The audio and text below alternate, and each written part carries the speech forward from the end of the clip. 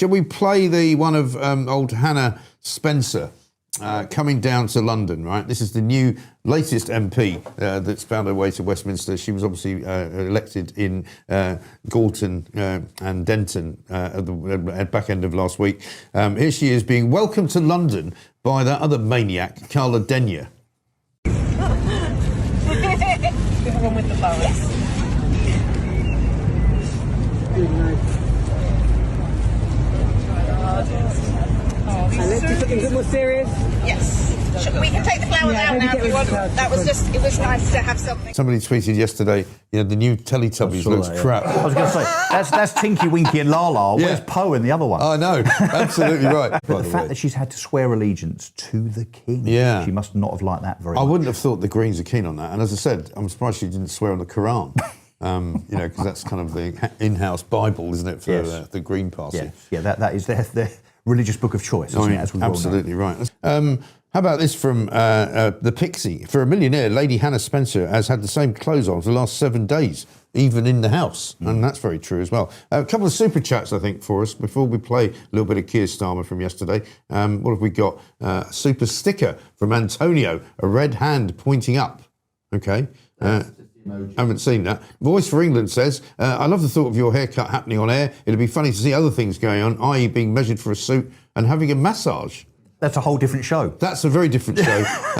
Probably not for breakfast. And I'm not doing it. Probably not for I'm breakfast. not doing it. No, exactly right. I'll cut your hair, though, if you want. Cindy says, Mike, heads up, I sent you a card. Looking out for that. Thank you very much indeed, Cindy. And Hev Chip says, McMurdoch, he sat in Reforms area yesterday. Any news?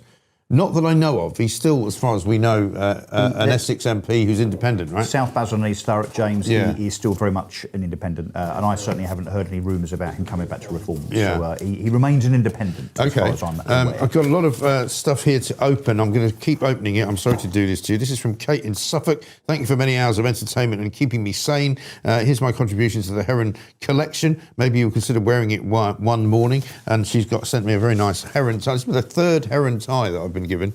This one's actually quite and carp. This is very kind of reminiscent of the 70s, isn't it? Yeah. It's the sort of tie you'd wear in the 70s. You're probably too young to remember the 70s. Of course. Heron and carp. That's a bit leery, isn't it? It's the sort of thing that Hannah Spencer would wear. Heron and carp. It is actually, yeah. She'd make trouser suit out of that, wouldn't she? I mean, that's With true. the same material as yeah, absolutely right. Should we do a couple of other stories? How about the doctors, right? This is a good one. Yes. The junior doctors, right, are apparently so useless that they're pretending to suffer from ADHD in order to avoid working at night. Well, we know they don't like working anyway because they've been on strike for 3 years, right? So, and they're after... Because they've only had a 56% pay rise. And they only want another 25%, which of course is completely and utterly reasonable, isn't it? When you're already on £85,000 a year and you've got 3 Teslas in the garage. Now to try and get out of any work in between strike action, they've now apparently the amount of doctors that are now playing the mental health card, the ADHD card in particular, has doubled since the pandemic. So there's now about 6,000 junior doctors on an annual basis deciding that they can't work evenings, weekends, can't do call-outs in some instances because they have got mental health issues, particularly ADHD.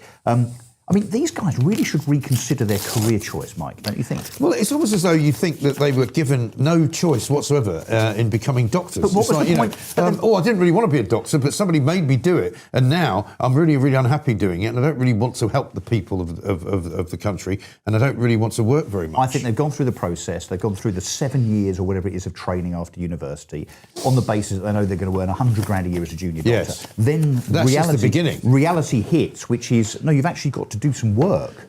You might actually have to do an 8, 9, 10-hour day. You might actually have to work a Saturday or a Sunday every now and then. And I thought, I don't want to do that. Right. I want you the might money. have to study for 7 years. Yeah, I want the money. So let's go on strike because that will kind of stop me having to work. Right. And if that doesn't work, because obviously in between strikes, as I say, there is a little bit of working going on.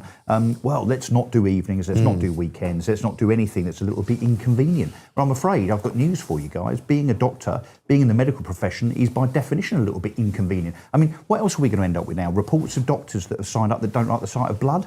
Yeah, probably. I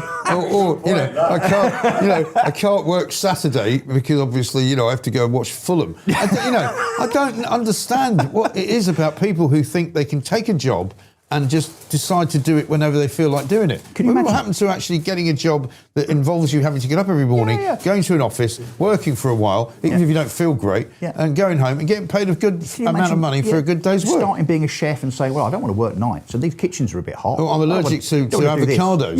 You know, I'm sorry, I can't help you with that. I can't make any salad today. It's ridiculous. Kelvin Mackenzie's in the house, by the way.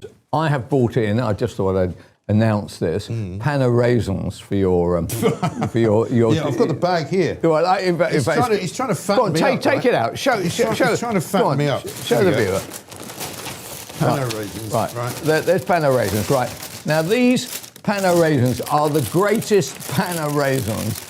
They are the great. Look at the size of that. Greatest pan of raisins in Britain today. They are very good. Right, you get them from a place called the Exchange at Vauxhall rail station. Oh yeah. Vauxhall tube station, railway station. Sorry. Yes. And however, they cost £4.40. That's quite a lot of money.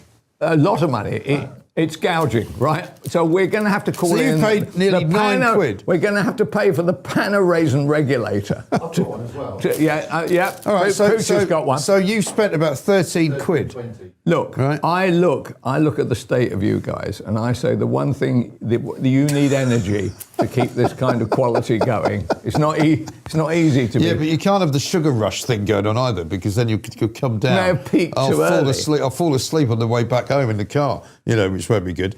But that just reminded me, I've got to pay my parking. Thank God for that. Anyway, listen, coming up to 4 minutes past 8. Coming up next, we've got some breaking news from Israel. We're going to be speaking to our next guest, who is a guy who does a podcast over there. I'm going to tell you his name in a minute, Ariel Whitman, I think it is, yeah. Apparently there's some action going on between Israel and Lebanon this morning, and he's going to be telling us all about that, which will no doubt, I'm sure, have another go at the petrol prices. But let's get some news first up with Edward Hughes.